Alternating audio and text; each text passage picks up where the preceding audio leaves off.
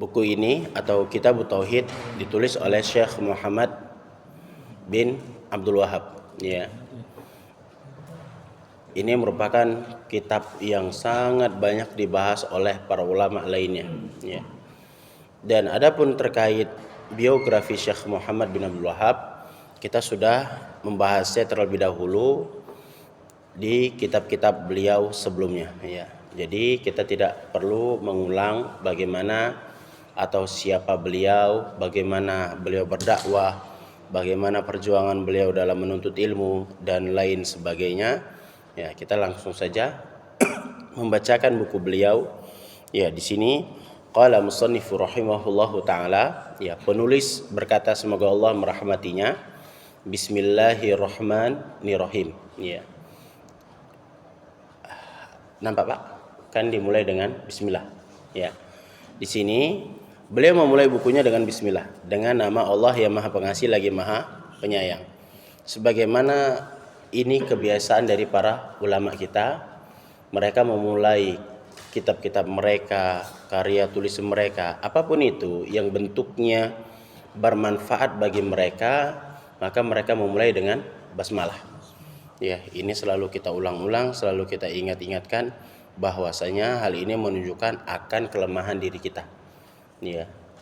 Kenapa? Karena kita dalam basmalah ini menuntut kita atau memberikan sinyal kepada kita harus memohon pertolongan kepada Allah. Apapun itu bentuk pertolongan yang ingin kita minta. Ya. Harus pertama kali yang kita minta harus kepada Allah Subhanahu wa taala. Karena Nabi mengatakan, "Idza sta'anta fasta'in billah." Ya. Kalau engkau ingin meminta pertolongan, maka hendaklah minta pertolongan kepada Allah Subhanahu wa taala. Allah tempat pertama kali kita mengangkat tangan. Ya. Allah pertama kali tempat kita mengadukan segala keluh kesah kita. Ya. Mungkin kita punya problem di rumah, mungkin anak sedang masa-masanya pubertas, ya, karena biasanya kalau masa-masa pubertas itu banyak dengan tanda kutip ngelawan, ya. Jadi kita memohon pertolongan kepada Allah agar kiranya anak kita tersebut menjadi anak yang baik, memiliki akhlak yang baik. Kemudian mungkin saja kita mendapatkan permasalahan di rumah tangga dengan istri kita, ya. Kita minta pertolongan kepada Allah agar kiranya Allah memberikan yang terbaik di rumah tangga. Kemudian bisa saja kita mendapatkan sesuatu hal yang tidak baik atau problem, ya, di tempat kerja atau tatkala kita sedang kerja atau di tempat usaha kita. Maka tempat pertama kali kita mengadukan problem tersebut hanya kepada Allah Subhanahu wa taala dan kita minta solusinya, ya. Jadi tatkala seorang hamba sudah mencapai titik ini, ya, perlu kita ketahui inilah diantara sifat mereka, dari itu sifat ibadur rahman, ya. Sebagaimana yang telah kita jelaskan di malam Ahad kemarin, wa ibadur rahmanil ladzina yamshuna 'alal ardi hauna, ya. Dan ibadur rahman mereka adalah tatkala mereka berjalan di muka bumi, mereka berjalan dengan keadaan tenang. Yang dimaksud tenang di sini sebagaimana yang ditafsir oleh Ibnu Abbas, bitta'ah wal afaf wat tawadhu, ya. Bitta'ah dengan ketaatan, ya. Jadi tatkala kita di muka bumi, setiap aktivitas kita penuh dengan ketaatan. Di antara bentuk ketaatan kita yaitu selalu menyandarkan permohonan kita kepada Allah Subhanahu wa taala, ya. Maka hal ini selaras, ya, semakna sebagaimana yang disebutkan oleh Ibnu Abbas radhiyallahu anhu.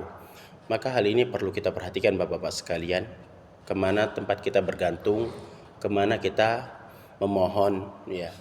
Jadi memang setiap langkah hidup kita tidak terlepas tauhid, ya.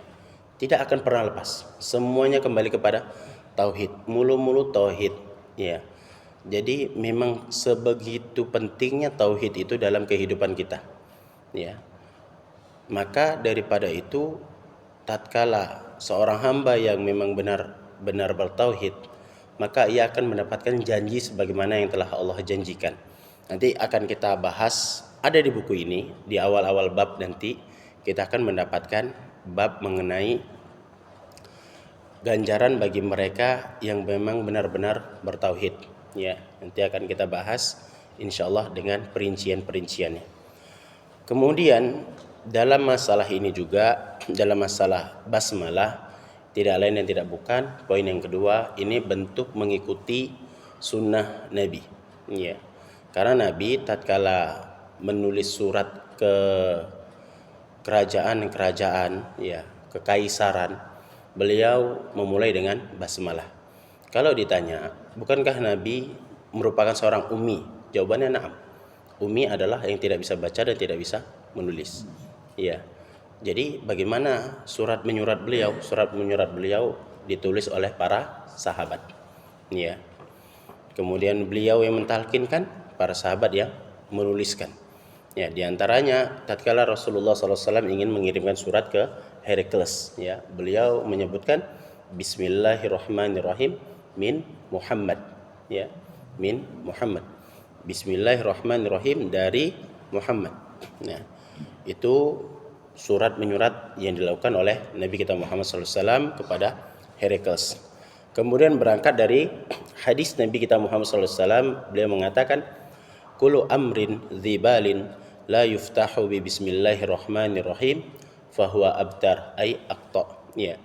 Dalam hadis Nabi kita mengatakan, setiap perkara yang bermanfaat, setiap sesuatu apapun itu yang mengandung nilai manfaat dunia maupun akhirat, la yuftah, tidak dimulai dengan basmalah atau dengan bismillahirrahmanirrahim, fahuwa abtar ay aqta, maka terputus dari keberkahan. Jadi tanpa kita sadari bahwasanya tatkala kita memulai aktivitas kita dengan basmalah, kita selain memohon pertolongan, kita juga meminta keberkahan. Ya. Misal kita ingin mencatat, ya, mencatat faedah dari apa yang telah kita dengar, kita tulis di buku catatan kita pertama kali basmalah. Ya. Ini sama dengan kita memohon keberkahan kepada Allah dari apa yang kita tulis. Kemudian gitu juga tatkala kita ingin makan, ya, walaupun doa makan adalah bismillah juga. Ini menunjukkan bahwasanya selain kita memohon pertolongan kepada Allah agar kiranya Allah memberikan pertolongan kita dalam makan, itu juga kita memohon kepada Allah agar kiranya Allah memberikan keberkahan kepada kita dalam makanan yang kita makan. Ya, karena makanan yang mengandung keberkahan itu memiliki manfaat yang sangat banyak. Begitu pula dalam tatkala kita bekerja, kita memohon keberkahan ini dengan maksud menjauhkan diri kita dari sesuatu yang haram, ya. Karena tatkala kita kerja itu pasti ada sedikit banyaknya harta-harta yang mengandung hal yang haram. Jadi tatkala kita memohon keberkahan, kita memohon pertolongan kepada Allah agar kiranya Allah memberikan pertolongan dan keberkahan dalam bekerja, dengan maksud agar kiranya kita dijauhkan dari penghasilan yang haram, kita dijauhkan dengan perkara-perkara yang tidak kita inginkan dalam pekerjaan dan dalam masalah yang lainnya, ya. Hal ini dapat kita kiaskan dalam permasalahan-permasalahan lainnya dalam pertolongan maupun keberkahan, ya. Ini yang dapat kita sampaikan berkaitan tentang basmalah. Kemudian Syekh memulai alhamdulillahi, ya, beliau memulai dengan alhamdulillah, dengan memuji Allah Subhanahu wa taala. Setelah basmalah beliau memuji Allah Subhanahu wa taala, ya. Ada di situ kan, Pak? Enggak ada ya? Ada. Bismillah saja. Oh, berarti enggak ada ya? Nah, kalau di matan aslinya dia ada, ya. Dia ada basmalah, kemudian beliau memulai alhamdulillahi wa sallallahu ala Muhammadin wa ala alihi wasallam, ya. Segala puji bagi Allah, salawat dan salam semoga Allah limpahkan kepada Nabi Muhammad beserta keluarganya, ya. Jadi beliau memulai dengan memuji Allah, kemudian bersolawat kepada Nabi kita Muhammad sallallahu alaihi wasallam. Baik, kita masuk saja ke materi, ya, atau ayat yang pertama. Beliau mengatakan Kitabut Tauhid, ya, buku tauhid. Nah, kitab at-tauhid. Qaulullahi ta'ala, ya, Allah berfirman, "Wa ma khalaqtul jinna wal insa illa liya'budun." Ya. Tidaklah aku menciptakan jin dan manusia kecuali untuk menyembahku, ya. Ayat ini menunjukkan ayat tentang satu, penciptaan, yang kedua tentang penghambaan. Ya. Jadi ayat ini memberikan informasi kepada kita bahwasanya Allah yang menciptakan kita dan kita sebagai ciptaannya. Ya, kita sebagai ciptaannya. Kemudian setelah Allah menciptakan kita, untuk apa kita diciptakan? Allah mengatakan liya'budun, agar kiranya mereka menyembahku. Ya, jadi memang kita menjadi seorang hamba yang mana menyembah Allah Subhanahu wa taala. Ibnu Katsir mengatakan liya'budun maksudnya adalah liyuwahidun, agar kiranya mereka mengesahkanku. Ya, mengesahkan Allah Subhanahu wa taala. Ya, memang tatkala segala sesuatu penyembahan, peribadatan, maka semua itu harus ditujukan kepada Allah Subhanahu wa taala. Jadi kalau kita membahas tentang ibadah, apa yang dimaksud dengan ibadah? Nah, itu dulu. Apa yang dimaksud dengan ibadah? Apa yang dimaksud dengan ibadah? Ada yang tahu Bapak-Bapak sekalian? Nah, ini mungkin sering kita sebutkan atau kita dengar, terutama ucapan dari Syekhul Islam Ibnu Taimiyah berkaitan tentang ibadah. Ada yang pernah dengar yang dimaksud dengan ibadah?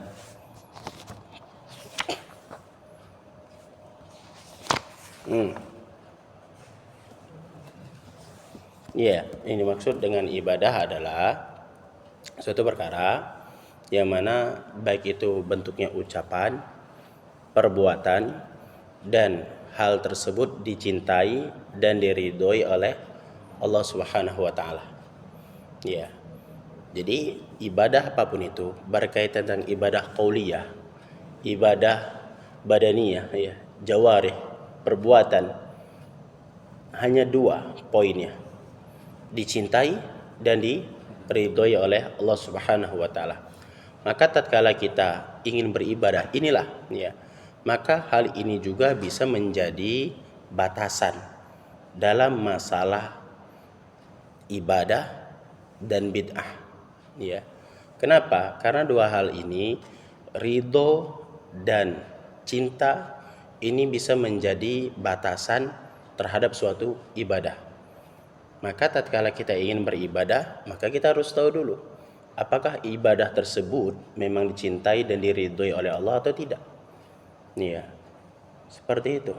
Jadi kita tahu dari mana ibadah tersebut dicintai atau diridhoi. Maka kita tahu jawabannya, apakah ibadah tersebut dijelaskan oleh Allah dan Rasulnya atau tidak. Iya. Kalau Allah menjelaskan suatu ibadah, niscaya ibadah tersebut Allah cintai dan Allah ridhoi. Begitu pula tatkala suatu ibadah dijelaskan oleh nabinya, kemudian ada yang dilakukan oleh para sahabat dan nabinya mengiyakan, maka perlu kita ketahui hal ini juga termasuk ibadah yang dicintai dan diridhoi oleh Allah Subhanahu wa taala, sebagaimana Allah Subhanahu wa taala pembuat syariat, ya. Maka hal ini perlu kita pertimbangkan, ya. Maka hati-hatilah bagi orang-orang yang membuat suatu hal yang baru, ya, karena pembuatan hal-hal yang baru dalam masalah hal ini, kita tahu bersama-sama ibadah yang baru, amalan yang baru yang tidak berlandaskan dari Al-Quran wa Sunnah, maka itu adalah amalan yang tertolak. Sebagaimana hadis dari Aisyah radhiallahu anha, bahwasanya Nabi kita bersabda, "Man amila amalan laisa alaihi amruna fahuwa raddun." Ya. Barang siapa yang melakukan suatu amalan yang mana amalan tersebut tidak berasal dari syariat kami, maksudnya tidak dijelaskan oleh Allah dan tidak dijelaskan oleh Nabi kita Muhammad sallallahu alaihi wasallam, suatu amalan tersebut fahuwa radd, ya, maka amalan tersebut tertolak, ya. Amalan tersebut ditolak. Maka hal ini perlu kita sadari bersama-sama tatkala kita ingin beribadah, ya.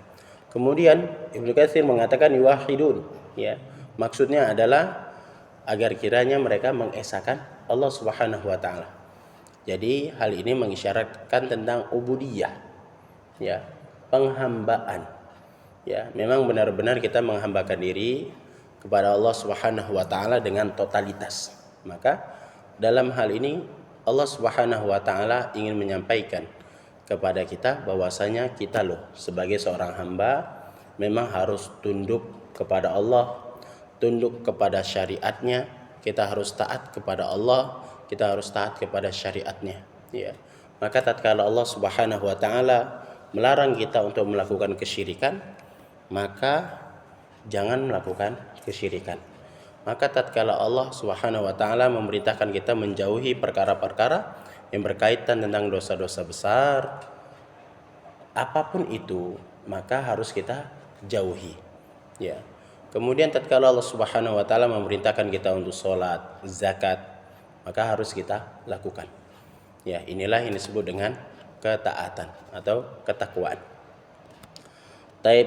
Kemudian Syekh di sini mengatakan wa qauluhu ta'ala, dan Allah berfirman wa laqad ba'atsna fi kulli ummatin rasula an ya'budullaha wajtanibut taghut, ya. Dan sesungguhnya kami telah mengutus rasul pada tiap-tiap umat untuk menyerukan, ya, sembahlah Allah saja dan jauhilah tagut. Nah, dalam surah An-Nahl ayat ke-36. Nah, ayat ini banyak sekali faedahnya, ya. Di antaranya adalah ikhbar ataupun penggambaran bahwasanya Allah memberikan setiap umat itu ada utusan, ya. Setiap umat Allah mengirim utusan yang membawa umat tersebut ke jalan yang Allah ridhoi dan Allah cintai, ya.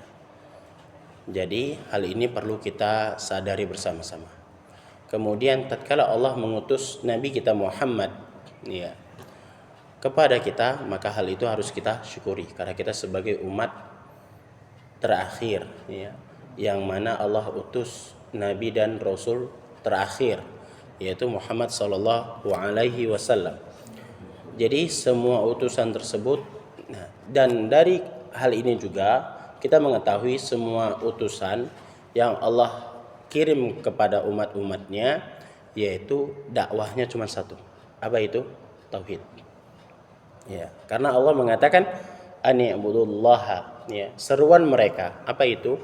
Agar kiranya kalian menyembah Allah saja, ya, mengesahkan Allah saja. Jadi memang benar-benar hal ini berkaitan tentang penghambaan, ya. Jadi berkaitan tentang hal ini kita juga harus sadar. Kita seorang manusia yang telah Allah ciptakan, kita juga seorang hamba yang sepatutnya hanya menyembah kepada Allah Subhanahu wa taala saja, ya. Kemudian wajtanibut taghut. Jadi dari hal ini Allah memberikan dua hal, perintah dan larangan. Apa perintahnya? Allah memerintahkan kita untuk bertauhid. Larangannya apa? Allah melarang kita untuk mendekati taghut, atau lawan katanya menjauhi taghut. Allah memerintahkan dan melarang, ya, memerintahkan kepada kita untuk bertauhid dan melarang kita untuk mendekati taghut. Apa ini maksud dengan taghut? Nah, ini kita harus duduk dalam masalah ini. Kenapa kita harus faham masalah taghut? Karena yang dikhawatirkan sebagaimana orang-orang yang keliru dalam pemahamannya, yaitu mereka menganggap taghut diantaranya adalah pemerintah, diantaranya adalah aparatur negara seperti polisi, tentara, BRIMOB, dan lain sebagainya. Intinya yang berkaitan tentang aparatur negara, mereka itu taghut, ya. Kenapa? Karena mereka mendukung asas undang-undang selain daripada Al-Quran. Ya, ini pemahaman mereka yang keliru. Jadi kita harus dudukkan apa yang dimaksud dengan taghut di sini. Nah, agar kiranya kita tidak keliru sebagaimana yang mereka sampaikan. Nah, ada yang pernah dengar Bapak-bapak sekalian apa yang dimaksud dengan tagut?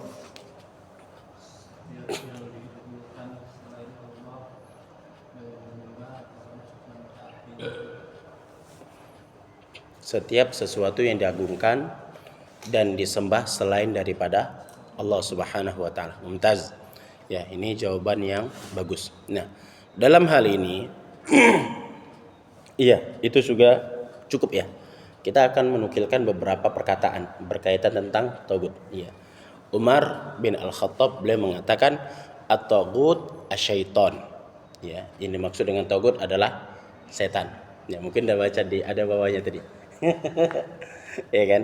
Nah, at-tagut asyaiton.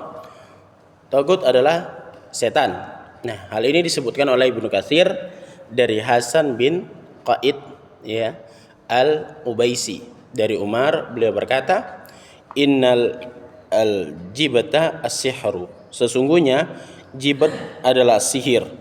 Wa tagut asyaiton, dan tagut adalah setan. Wa inna syaja'ah wal jabna takunu gharaira fir rijal. Dan sesungguhnya keberanian dan sifat pengecut merupakan tabiat dari manusia. Ya, dan seterusnya. Hal ini disebutkan oleh Ibnu Katsir. Ya. Jadi at-tagut adalah syaitan. Kemudian Jabir radhiyallahu anhu berkata, at-tagut kuhanun kanat tanzilu alaihi musyaiton. Ya. Yang dimaksud tagut adalah para dukun, di mana setan-setan turun kepada mereka. Ya. Pertama setan, yang kedua adalah dukun. Ya. Kemudian kedua asar tadi diriwayatkan oleh Ibnu Abi Hatim. Kemudian Malik berkata, at-tagut kullu ma ubida min dunillah. Ya. Yang dimaksud dengan tagut adalah segala sesuatu yang disembah selain daripada Allah. Nah, tapi ini ada yang kurang. Ya. Apa itu? Salah satu sifatnya adalah dia ridho untuk disembah. Nah, kalau kita katakan setiap segala sesuatu yang disembah selain daripada Allah itu adalah tagut, ini kurang. Ya. Kenapa? Kenapa alasannya? Kalau dia benar. Hal ini serupa dengan kasus Nabi Isa. Kasus sama dengan Maryam. Mereka disembah. Ya, sama sekarang umat-umat Nasrani. Nah, hal ini menunjukkan apakah penyembahan tersebut menunjukkan bahwasanya Nabi Isa mereka ridho? Apakah mereka dapat kita katakan sebagai tagut? Nah, jawabannya tidak. Kenapa? Karena mereka tidak ridho akan hal tersebut. Ya, seperti itu. Kemudian Ibnu Qayyim telah mendefinisikannya secara menyeluruh. Ya, jadi kita akan bacakan apa yang dimaksud dengan tagut versi Ibnu Qayyim. Beliau mengatakan, at-tagut kullu ma tajawaza bihil abdu haddahu min ma'budin au matbu'in au muta'in. Nah, ini dia. Yang dimaksud dengan tagut ialah segala apa saja yang disikapi seorang hamba dengan melampaui batas kepadanya, baik dalam bentuk sesembahan atau yang diikuti atau yang ditaati. Ya, jadi terlalu berlebihan terhadap seseorang atau terlalu berlebihan terhadap sesuatu selain daripada Allah, dan sesuatu tersebut, ya, orang tersebut itu ridho dalam penyembahan, pengikutan dalam berlebihan, serta ketaatan yang berlebihan kepada mereka, maka ini tagut.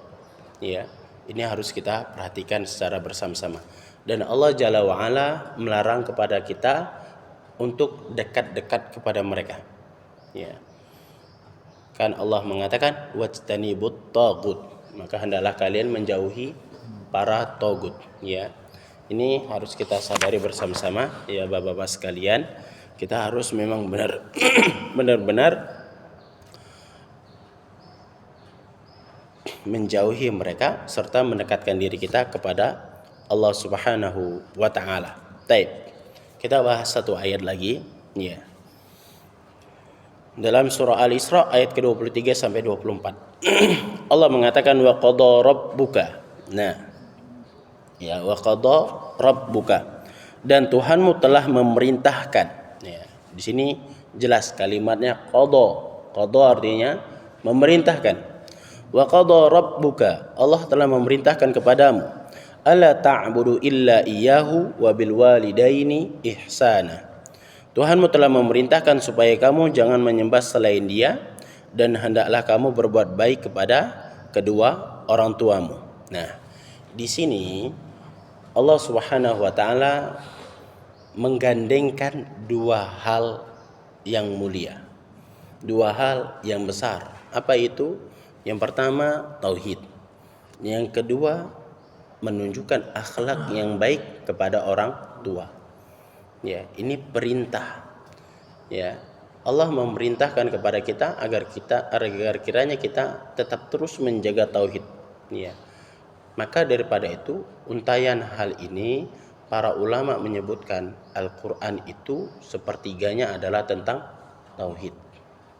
Ya, tentang tauhid.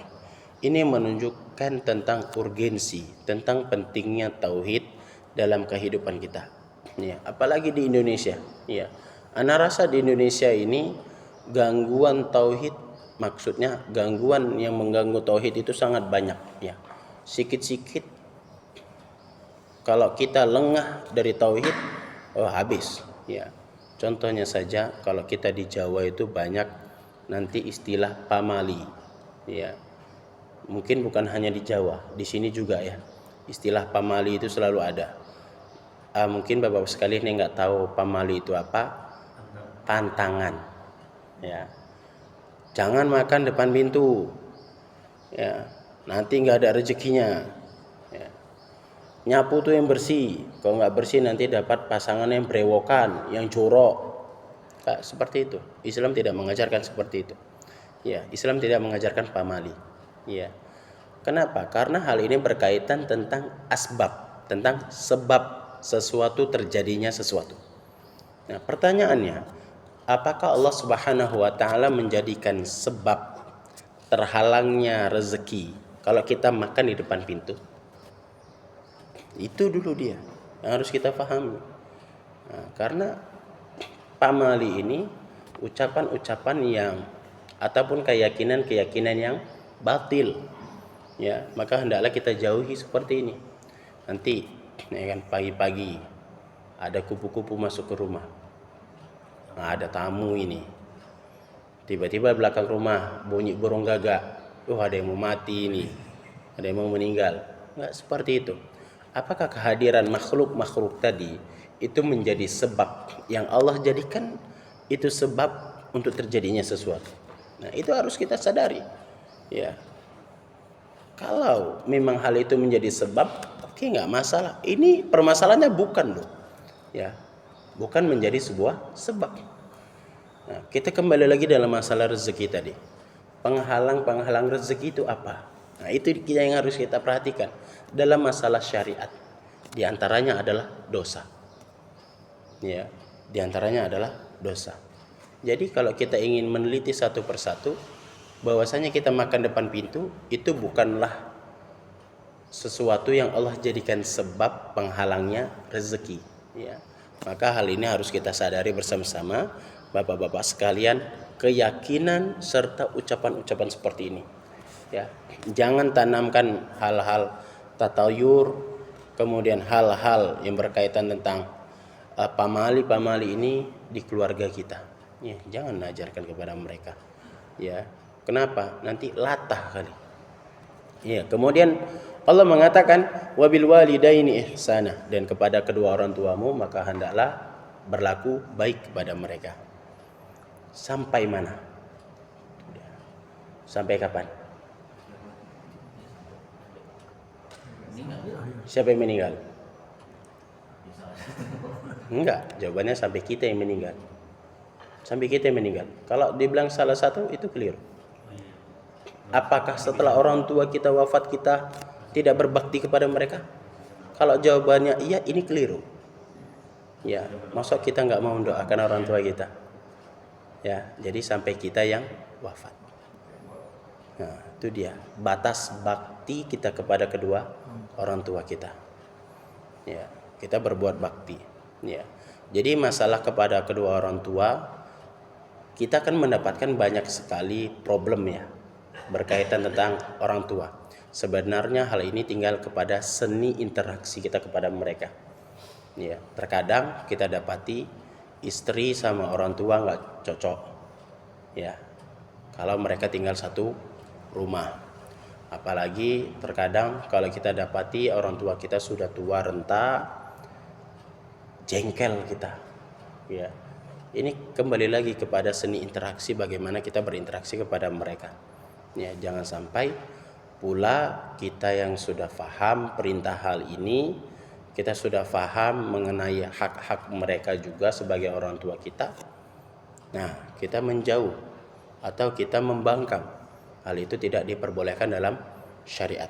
Ya, karena Allah Subhanahu wa taala memerintahkan kepada kita untuk berbuat baik dalam segala hal. Ya, dengan syarat tidak bermaksiat kepada Allah Subhanahu wa taala. Ya. Maka tatkala misal orang tua kita tiba-tiba minta uang kepada kita selaku sebagai anak, apa yang harus kita lakukan? Kita beri. Kita beri. Sebagaimana hadis Nabi kita mengatakan, anta wa maluka liwalidaik. Ya. Dirimu serta hartamu itu milik kedua orang tuamu. Ya, jadi kita ini sebagai anak aset orang tua. Ya, aset dalam masalah amaliyah juga, aset dalam masalah harta juga. Ya, karena anta, kalimat anta, kamu ini menjadi aset amal. Jadi tatkala kita beramal, maka jangan lupa hal tersebut menjadi kita sadarkan kepada orang tua kita agar kira orang tua kita mendapatkan pahala dari apa yang kita kerjakan. Ya, misal kita ingin berdoa ibadah, nah ibadah. Maka jangan lupa kita berdoa kepada Allah dan kita doakan orang tua kita, mungkin yang sudah wafat, kita meminta agar kiranya Allah melapangkan kuburnya, agar kiranya Allah menghapuskan dosa-dosanya. Ya, gitu juga tatkala orang tua kita sudah ataupun masih hidup, kita mintakan kebaikan-kebaikan kepada Allah Subhanahu wa taala kepada mereka. Taib. Imma yablughanna indakal kibar ahaduhuma aw kilahuma fala taqul lahuma uffin wala tanharhuma wa qul lahuma qawlan karima. Itu masih ada lanjutannya kan, Pak? Iya. Kemudian Allah mengatakan wakhfid lahuma janahadzul minar rahmah wa qur rabbirhamhuma kama rabbayani shaghira. Nah, ini dia penjelasan sebagaimana yang telah kita sebutkan tadi. Ya, memang Allah Subhanahu wa taala menjelaskan dengan detail bagaimana seni interaksi kepada kedua orang tua kita walaupun mereka sudah tua. Apa kata Allah? Iya. Allah mengatakan jika salah seorang di antara keduanya atau keduanya telah sampai berumur lanjut, ya, maksudnya sudah tua, maka sekali-sekali janganlah kamu mengatakan kepada mereka dengan perkataan uff. Ya, kita nggak bisa membatasi, Kalimat uff ini umum, ya. Umumnya gimana? Apapun bentuk penolakan ataupun sesuatu hal yang menyakitkan hati mereka. Ya, kalau kita katakan saja, ini sama dengan pembatasan. Ya, itu adalah bentuknya umum. Ya, misal sebagaimana hal ini juga dijelaskan ke para ulama, bahkan sampai kita mengucapkan ya berdecak gitu ya, itu termasuk dalam ayat ini. Ya, kita termasuk orang yang berdosa. Ya, kita berdecak kepada dari perintah orang tua, misal, nah tolong ambilkan minum, mama bentar lama. Nah, hal itu juga termasuk dalam ayat ini. Kemudian Allah mengatakan wala tanharhuma, ya. Dan janganlah kamu membentak mereka, ya. Hal ini sering kita dapati bahwasanya anak-anak membentak kedua orang tuanya atau salah satu di antara mereka. Ya, maka hal ini dilarang. Kemudian Allah mengatakan wa qul lahuma qaulan karima, dan ucapkanlah kepada mereka perkataan yang mulia, perkataan yang baik, ya. Sampaikan kepada mereka sesuatu yang baik, yang baik-baik saja. Mungkin kita yang di perantauan nelpon sama orang tua, jangan sampaikan perkataan-perkataan yang menyedihkan, apalagi sampai perkataan-perkataan yang hal tersebut menyakitkan hati mereka. Ya, sampaikan saja kepada mereka hal-hal yang baik. Ya, misal alhamdulillah kami di sini enakan, makan kami sudah lumayan, padahal makannya jarang-jarang. Nah, ya, sampaikan, intinya mereka senang. Alhamdulillah perkembangan cucu mama begini, sampaikan yang baik-baik kepada mereka. Ya. Kemudian Allah mengatakan wakhfid lahuma janahadzul minar rahmah, ya. Dan rendahkanlah dirimu terhadap mereka dengan penuh kesayangan, ya. Wa qur rabbi, ya. Dan ucapkanlah. Nah, di sini mengisyaratkan agar kiranya kita mendoakan mereka, ya.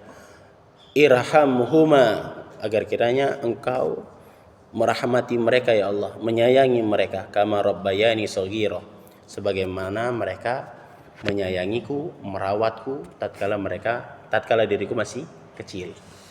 Ya, kita doakan. Ini hak-hak mereka. Jadi dalam ayat ini Allah menyampaikan kepada kita yang pertama, hak Allah. Ini yang pertama.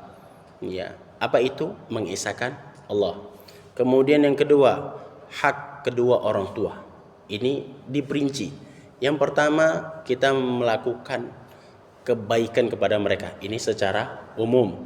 Kemudian Allah perinci lagi bahwasanya tatkala mereka sudah berusia lanjut, mereka sudah berusia tua, maka kita tidak boleh mengucapkan ucapan-ucapan yang buruk kepada mereka, yang menyakiti hati mereka, ya.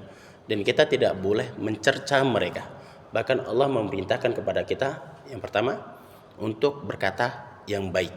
Sampaikan informasi-informasi yang baik kepada mereka. Kemudian memberikan kepada mereka kasih sayang sebagaimana mereka menyayangi kita tatkala masih kecil. Kemudian yang ketiga, mendoakan mereka selalu, baik itu mereka masih hidup ataupun yang sudah wafat.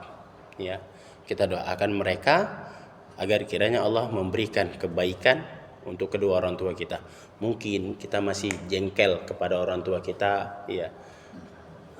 Ya, kita sebagai anak berilah contoh yang terbaik untuk anak kita. Apa itu? Kita mendoakan kedua orang tua kita dengan baik-baik.